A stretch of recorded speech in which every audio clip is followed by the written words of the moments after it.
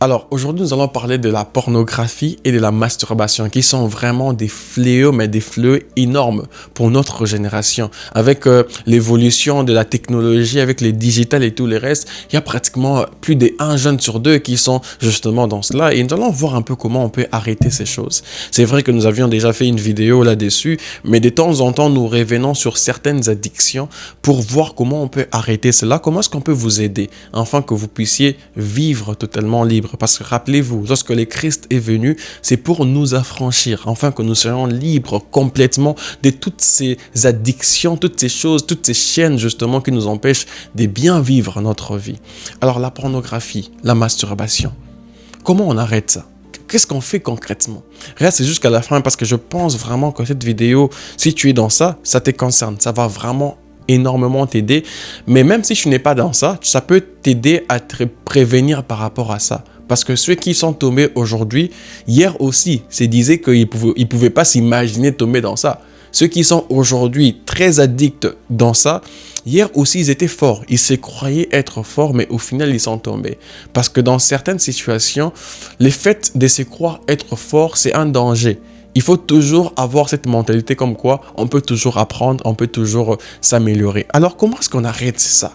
Parce qu'on sait c'est quoi. Je ne vais pas revenir sur les détails ou quoi que ce soit, les définitions. On sait exactement c'est quoi. Comment on arrête ça?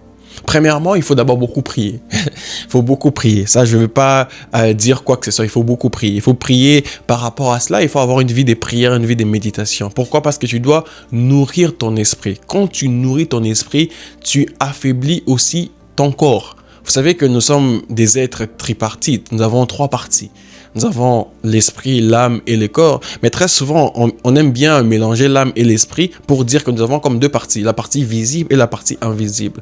Alors, ce que tu dois faire, tu dois abondamment nourrir ta partie invisible. C'est que tu ne vois pas. Donc, tu dois passer des temps dans la prière. Je sais que ça sera lourd parce que très souvent, lorsque tu es addict à la pornographie et à la masturbation, tu as l'impression d'être sale. Tu as l'impression même que pour prier, c'est très difficile. C'est très, très difficile parce que des fois, je dis aux gens, il faut prier et tous les restes, mais ils me disent que j'essaie, mais je n'arrive pas. Je comprends totalement. Pourquoi? Parce que tu te sens lourd dans ton esprit. Ton esprit s'est alourdi, mais tu dois te forcer.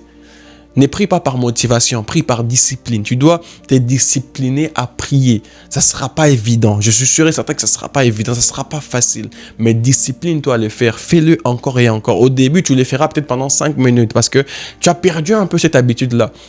Mais continue dans ça, continue dans ça. Tu verras que ton esprit sera énormément nourri. Ton esprit va se renforcer et ton corps va s'affaiblir. Et du coup, tu auras cet impact-là, cette force-là sur ton corps et tu ne vas pas te laisser prendre après.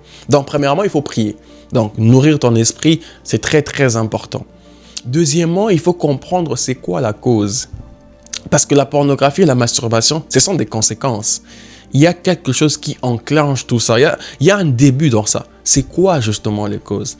Pour ceux qui sont addicts, ceux qui sont vraiment dans ça, vous savez exactement les heures, ce qui même vous pousse à entrer dedans. C'est ça justement qu'il faut arrêter. On n'arrête pas la pornographie en se disant que je vais arrêter la pornographie. Sûrement, tu t'es déjà dit beaucoup de fois cette phrase que je vais arrêter la pornographie, je vais arrêter la masturbation, mais tu retombes encore et encore. Parce que il y a une cause, il y a un élément déclencheur. C'est quoi l'élément déclencheur? Pour certains, ça peut être le fait de scroller sur les réseaux à certaines heures. Et quand tu es seul, par exemple, ça fait en sorte que tu tombes sur certaines vidéos qui, te poussent à avoir des pensées qui t'amènent vers ça. Ça peut être ça. Ça peut être des conversations que tu as avec certaines personnes. Ça peut être n'importe quoi. Tu sais exactement. Si tu regardes bien, tu verras qu'il y a des éléments qui font en sorte que tu puisses tomber encore et encore dans ça. C'est ça justement qu'il faut arrêter. C'est ça qu'il faut arrêter. Alors, je ne sais pas exactement c'est quoi pour toi, mais regarde bien ta vie, regarde bien ton quotidien. Tu verras qu'il y a certains éléments qui te ramènent vers ça encore et encore. Si c'est ton téléphone qu'il faut couper, il faut couper ton téléphone. Il y a certaines personnes qui prennent des décisions de ne pas utiliser leur téléphone après certaines heures. Après certaines heures, tu ne dois même plus être sur Internet. Cette idée selon laquelle si tu n'es pas connecté, tu vas manquer quelque chose est totalement fausse. Cette idée selon laquelle, comme quoi, si tu n'es pas connecté, il y a des choses que tu vas manquer. Non, c'est pas vrai. C'est juste une illusion que tu as dans ta tête. Des fois, tu peux t'es déconnecté totalement pour dormir, par exemple, pour faire autre chose. Tu n'es pas obligé d'être connecté à tout moment. C'est le fait d'être trop là que des fois l'algorithme va te proposer des choses qui vont te pousser justement à tomber. Donc, comprends c'est quoi la cause, c'est quoi les déclencheurs et tu verras que tu vas beaucoup plus facilement, tu seras de moins en moins tenté, je veux dire. Tu seras de moins en moins tenté. Alors, troisièmement, après que tu as découvert la cause, tu dois remplacer le vide. Ouais, tu dois remplacer le vide.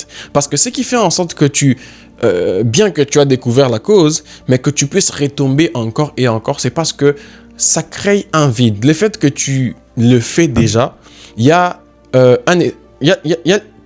une activité que tu as l'habitude de faire. Et du coup, si tu arrêtes brusquement, il y a un vide qui s'est créé. Tu vois, il faut maintenant combler ces vides-là. Combler ces vides-là par d'autres activités. Ce que nous faisons des fois, c'est que tu arrêtes une addiction et tu ne combles pas ces vides. Le cerveau a tendance à se dire, OK, il y a un vide qui doit être comblé. Qu'est-ce qu'on faisait avant par rapport à ça, par rapport à ces vides? OK, on regardait la pornographie, on s'est masturbé, on va revenir dans ça. C'est comme ça que ça se passe, en fait. Tu dois combler ces vides-là.